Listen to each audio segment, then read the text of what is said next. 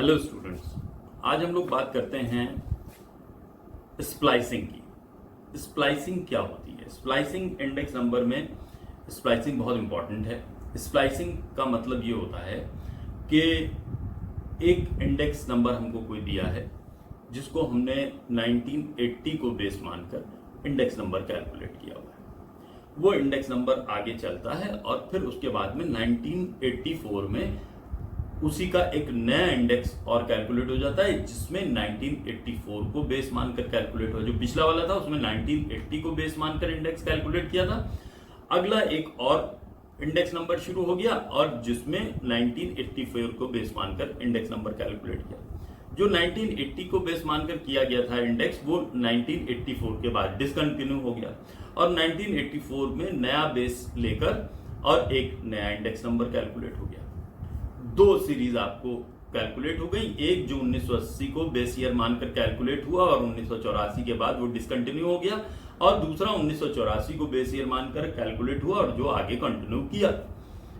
अब स्प्लाइसिंग में क्या करना होता है? स्प्लाइसिंग में करना ये होता है कि जो 1980 में हमने बेस मानकर जो इंडेक्स नंबर कैलकुलेट कर रहे थे, जो 1984 के बाद डिसकंटिन्यू हो गया और 84 में नया बेस ईयर मानकर नया एक इंडेक्स नंबर कैलकुलेट किया, तो हमको करना ये है कि कभी कभी हमारे साथ प्रॉब्लम ये होती है कि हमको पुराना इंडेक्स ही ज्यादा समझ में आ रहा है। अब नए इंडेक्स से हम उसे कंटिन्यूएशन में बहुत सी चीजों का सही प्राइसेस रिफ्लेक्ट नहीं हो पा रहे हैं, सही हम उसका अनुमान नहीं लगा पा रहे हैं। तो हमको चाहिए ये कि जो 80 वाला इंडेक्स नंबर था वो आगे भी कंटिन्यू करे, लेकिन अब प्राइसेस नहीं है, उसकी हमारे पास डाटा नहीं है, अब हमारे पास सिर्फ इंडेक्स नंबर ही है।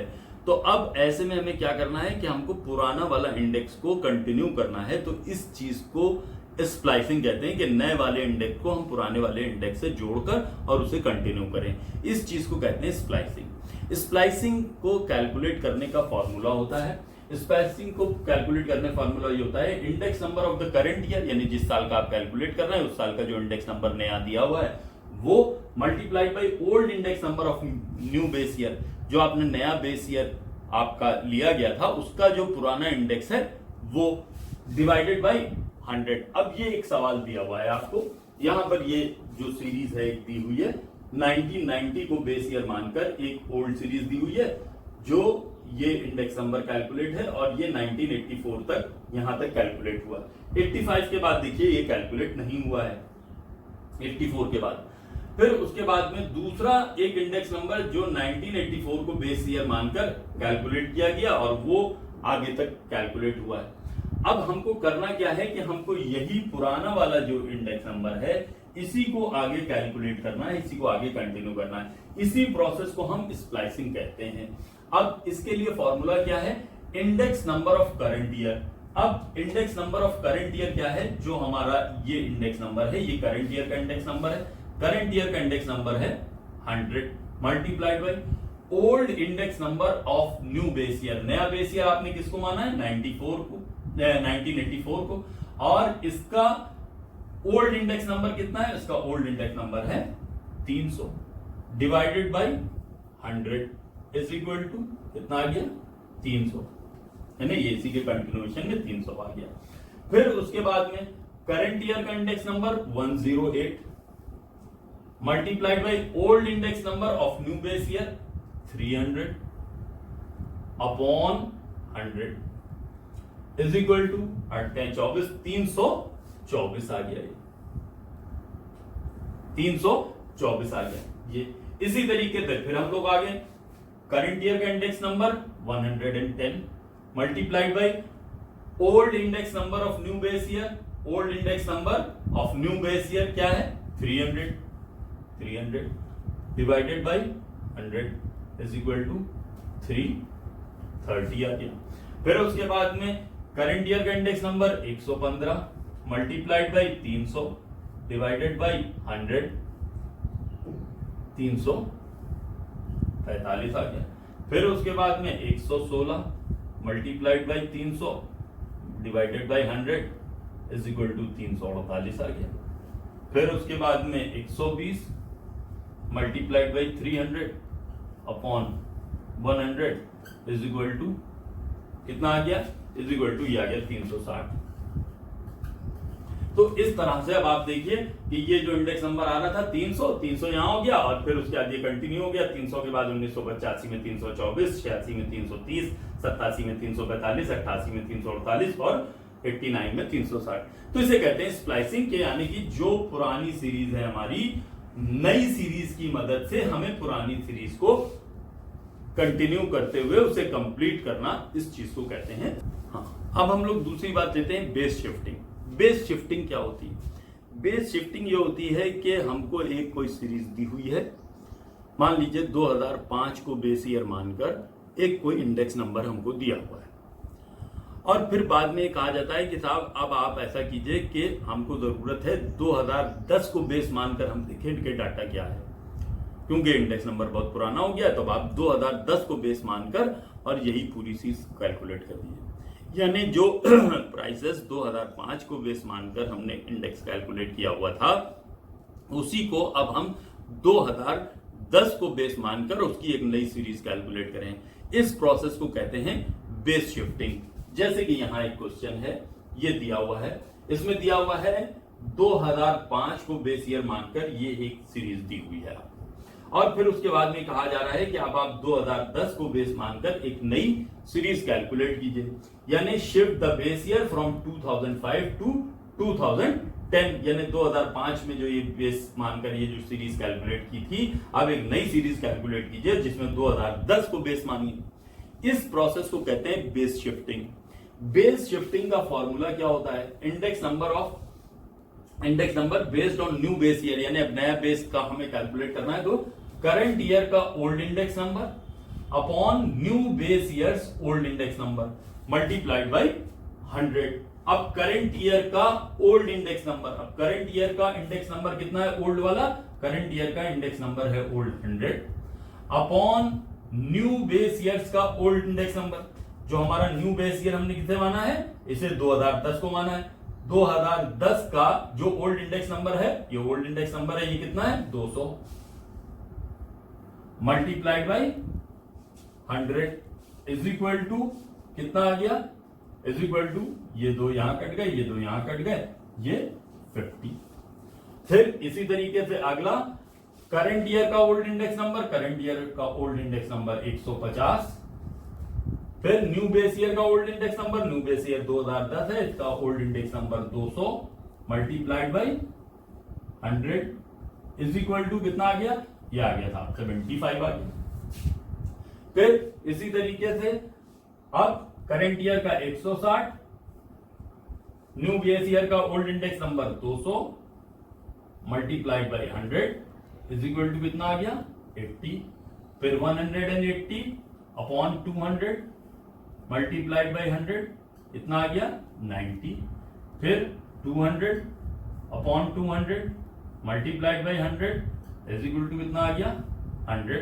फिर 200 upon 200 multiplied by 100 is equal to कितना आ गया? 100। फिर 210 upon 200 multiplied by 100 is equal to कितना आ गया?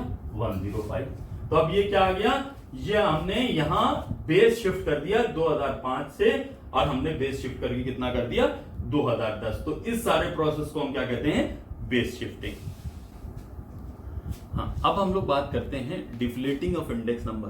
अब ये डिफ्लेटिंग ऑफ इंडेक्स नंबर क्या होता है? डिफ्लेटिंग ऑफ इंडेक्स नंबर ये होता है कि जैसे हम लोगों की इनकम जो है वो बढ़ती है, डीए बढ़ता है हमारा, और उसकी वजह से हमारी इनकम बढ़ती है, इंक्रीमेंट लगता है, इनकम हमारी बढ़ती है। इनकम हमारी 2000 थी, उससे बढ़कर 3000 हो गई, 4000 हो गई, 5000 हो गई। साथ ही साथ होता क्या है कि प्राइसेस भी बढ़ते हैं, कॉस्ट ऑफ लिविंग इंडेक्स भी बढ़ जाता है। प्राइसेस बढ़ने की वजह से कॉस्ट ऑफ लिविंग इंडेक्स भी बढ़ता है।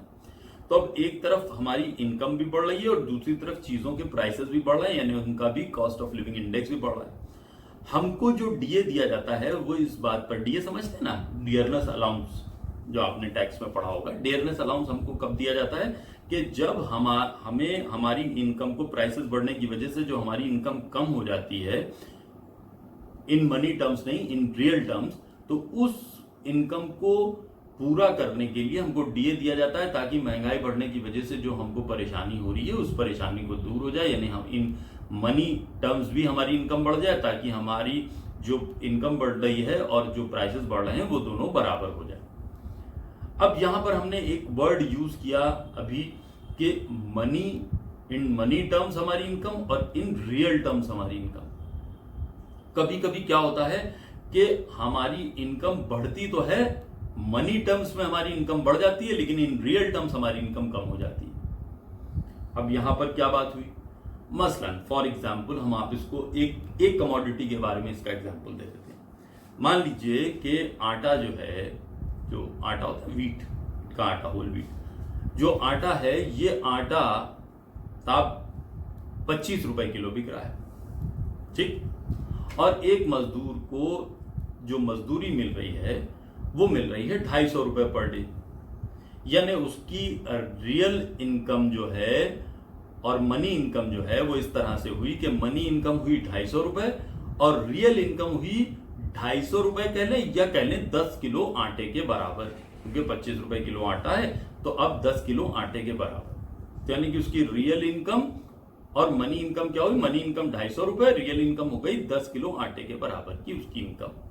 अब क्या हुआ कि साहब आटे के प्राइसेस बढ़कर 25 रुपए से 30 रुपए हो गए और उसकी मजदूरी 250 से बढ़कर 250 रुपए हुई, यानी 275 रुपए हुई। तो अब क्या हुआ कि उसकी इनकम बढ़ गई कितनी, 25 रुपए, कितनी हो गई उसकी इनकम 250 से बढ़कर 275 हो गई। तो इन मनी टर्म्स तो उसकी इनकम बढ़ गई, लेकिन इन रियल टर्म्स अगर हम देखें तो अब रियल टर्म्स में क्या हुआ कि उसकी इनकम अब 10 किलो आटा कितने का हो गया, 300 का, जबकि उसकी इनकम कितनी हुई 275, यानी अब उसकी इन रियल टर्म्स उसकी इनकम कितनी रह गई 9.2 केजीज ऑफ आटा। तो अब क्या हुआ कि इन मनी टर्म्स तो इनकम बढ़ी, लेकिन अगर रियल टर्म्स उसको हम देखेंगे तो उसकी इनकम बढ़ने की बजाय कम हो गई। तो जब इस तरह की स्थिति होती है तो हम ये कैसे पता करेंगे कि हमारी रियल इनकम कितनी रह गई है। मनी इनकम तो बढ़ रही है, लेकिन हमारी रियल इनकम बढ़ी कि नहीं बढ़ी, इसको किस तरह से हम कैलकुलेट करेंगे। ये चीज कैलकुलेट होती है डिफ्लेटिंग ऑफ इंडेक्स नंबर में। अब इसको हम एक एग्जांपल यहां देते हैं और उसके बाद में हम समझते हैं। ये deflating of index number calculate करने का फॉर्मूला है रियल इनकम, यानी जो हमें real income in real terms हमें इनकम पता करनी है तो money income upon price index multiplied by 100, ये तो फॉर्मूला हुआ। यहां हमको एक सिचुएशन दी हुई है, ये ईयर्स दिए हुए हैं और ईयर्स में ये पर कैपिटा इनकम दी हुई है, यानी 1976 में 65 रुपए पर कैपिटा इनकम थी, फिर 70 थी, 75, 80, 90, 100, 120 है। फिर उसके बाद कॉस्ट ऑफ लिविंग इंडेक्स भी इसी टाइम का दिया हुआ है हमको। जब 65 रुपए प्राइस थे तो 100 रुपए कॉस्ट ऑफ लिविंग थी, फिर 70 रुपए प्राइस हुए तो कॉस्ट ऑफ लिविंग इंडेक्स 110 रुपए हो गया। अब 75 रुपए प्राइस हुए तो 120 रुपए हो गया। अब हम यहां देखें कि हमारी इनकम बढ़ रही है, लेकिन साथ ही साथ कॉस्ट ऑफ लिविंग भी बढ़ रहा है, कॉस्ट ऑफ लिविंग इंडेक्स भी बढ़ रहा है, यानी प्राइसेस भी बढ़ रहे हैं और हमारी इनकम भी बढ़ रही है। तो अब अगर एकदम से हम देखें तो हम शायद ना बता पाए कि इन रियल टर्म्स हमारी इनकम बढ़ भी रही है या नहीं बढ़ रही है। तो अब इसको अगर हम कैलकुलेट करें तो अब किस तरह से कैलकुलेट करेंगे, वही वाला फॉर्मूला लगा दें जो ऊपर लिखा है, तो हमको पता चल जाएगा कि हमारी रियल इनकम, मनी इनकम तो बढ़ रही है, लेकिन क्या रियल इनकम भी बढ़ रही है नहीं, इस फॉर्मूले से साबित हो जाएगा। अब मनी इनकम कितनी है 65 रुपए, तो फॉर्मूला क्या है money income upon price index. तो मनी इनकम कितनी है 65 अपॉन प्राइस इंडेक्स कितना है 100 मल्टीप्लाइड बाई 100, तो यहां तो आ गया ये 65 रुपए ही। अब अगले साल हम लोग देखें रियल इनकम कितनी है 70 अपॉन प्राइस इंडेक्स कितना है 110 मल्टीप्लाइड बाई 100। अब देखें हमारी के रियल इनकम कितनी आई, रियल इनकम आई हमारी 63.6, यानी हमारी इनकम तो मनी इनकम तो बढ़कर 70 रुपए हुई, जबकि एक्चुअली वो 63 रुपए 60 पैसे के बराबर की रह गई। तो अब इससे क्या पता चला, इससे ये पता चला कि हमारी इनकम बढ़ने के बजाय रियल इनकम बढ़ने के बजाय कम हो गई है। मनी टर्म्स में तो इनकम बढ़ी, लेकिन एक्चुअली हमको रियल टर्म्स में घाटा हुआ। क्यों? क्योंकि जितनी इनकम बढ़ी है उससे ज्यादा प्राइसेस बढ़ गए। प्राइस कितने 100 से बढ़कर 110 यानी 10% हुए, जबकि हमारी इनकम 10% से कम बढ़ी। अगर 10% बढ़ती तो 71 रुपए 50 पैसे होती। तो अब क्या हुआ कि इन रियल टर्म्स जो है वो हमारी इनकम पहले के मुकाबले कम हो गई है, जबकि इन मनी टर्म्स हमारी इनकम बढ़ गई है। फिर उसके बाद में अगले साल हम लोग देखें क्या हुआ है। अगले साल फिर हमारी मनी इनकम कितनी है 75 अपॉन हमारा प्राइस इंडेक्स कितना है 120 मल्टीप्लाइड बाई 100। अब इन रियल टर्म्स हमारी इनकम कितनी रह गई 62.5 ₹62.85 रह गई, यानी कि रियल टर्म्स में हमारी इनकम और कम हो गई है। फिर उसके बाद में देखें फिर है 80 अपॉन अब इंडेक्स कितना हो गया 130 मल्टीप्लाइड बाई 100। अब ये रह गई हमारी ₹61.50 की। तो अब देखें हमारी के मनी टर्म्स में तो हमारी इनकम बढ़ रही है, लेकिन रियल टर्म्स में हमारी इनकम कम होती जा रही है। फिर 90 upon 150 multiplied by 100 is equal to अब ये रह गई ₹60। अब फिर उसके बाद में देखें 100 upon 200 multiplied by 100 is equal to सिर्फ ₹50 ही रह गई। अब फिर उसके बाद में 120 upon 250 multiplied by 100 is equal to ये 48 ही रह गई, 48 ही रह गई। तो अब इस तरह से हम ये देखें कि हमारी मनी इनकम तो बढ़ी है, लेकिन जब हमने इसको कैलकुलेट किया तो देखा हमने कि हमारी रियल इनकम जो है वो कम हुई है। अब इसी में आगे वो कहता है कि calculate the real income series, तो रियल इनकम सीरीज तो हमने कैलकुलेट कर दी।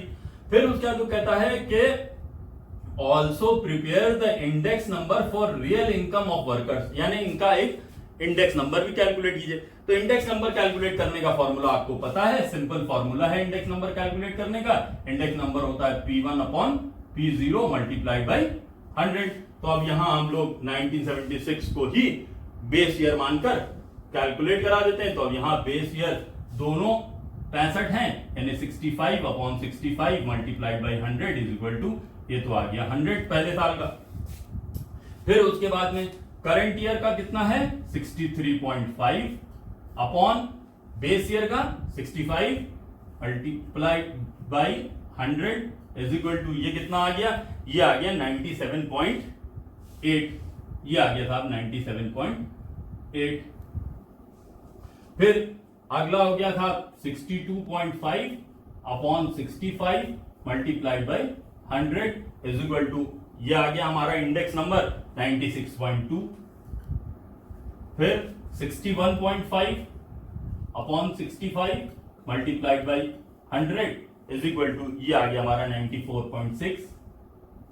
फिर उसके बाद में हो गया 60 upon 65 multiplied by 100 is equal to ये आ गया हमारा था 92.3। फिर उसके बाद में 50 upon 65 multiplied by 100 is equal to ये आ गया हमारा 76.8। और फिर उसके बाद 48 अपॉन 65 मल्टीप्लाइड बाई 100, ये सिंपल इंडेक्स हमें कैलकुलेट करना है, इसमें कुछ करना है नहीं, तो इसलिए सिंपल 73.8। तो इसमें हम लोगों ने सिंपल इंडेक्स कैलकुलेट कर लिया। तो इस तरह से कि रियल इनकम क्या होती है आपको पता चल गई कि मनी इनकम कभी कभी बढ़ भी सकती है, लेकिन अगर महंगाई इनकम से ज्यादा तेजी से बढ़ रही है तो हमारी रियल इनकम कम हो जाएगी, और रियल इनकम को इस तरह से दिखाते हैं। और फिर उसके बाद में इससे सिंपल इंडेक्स नंबर कैलकुलेट करने का कह दिया जाए तो आप सिंपल इंडेक्स नंबर कैलकुलेट कर लेते हैं। तो इस तरह से आज हमने देखा कि स्प्लाइसिंग क्या होती है, बेस शिफ्टिंग क्या होती है, और किस तरह से रियल इनकम को हम लोग कैलकुलेट करते हैं कि मनी इनकम से रियल इनकम में को किस तरह से कैलकुलेट करते हैं, जिसे हम कहते हैं डिफ्लेटिंग ऑफ इंडेक्स नंबर। तो इस तरह से आज हम लोगों ने ये चीजें देखी। नेक्स्ट जो हमारा वीडियो है, वीडियो नंबर 3, इंडेक्स नंबर का वीडियो नंबर 3, उसमें हम लोग बात करेंगे वेटेड इंडेक्स नंबर की, जिसमें कि हम लोग फिशर का इंडेक्स नंबर और उसके साथ में दूसरे इंडेक्स नंबर देखेंगे। इस बीच आप इतना कीजिएगा कि इस चैनल को सब्सक्राइब जरूर करें और लाइक करें, शेयर करें, ताकि ज्यादा से ज्यादा बच्चों तक ये पहुंच सके। Thank you.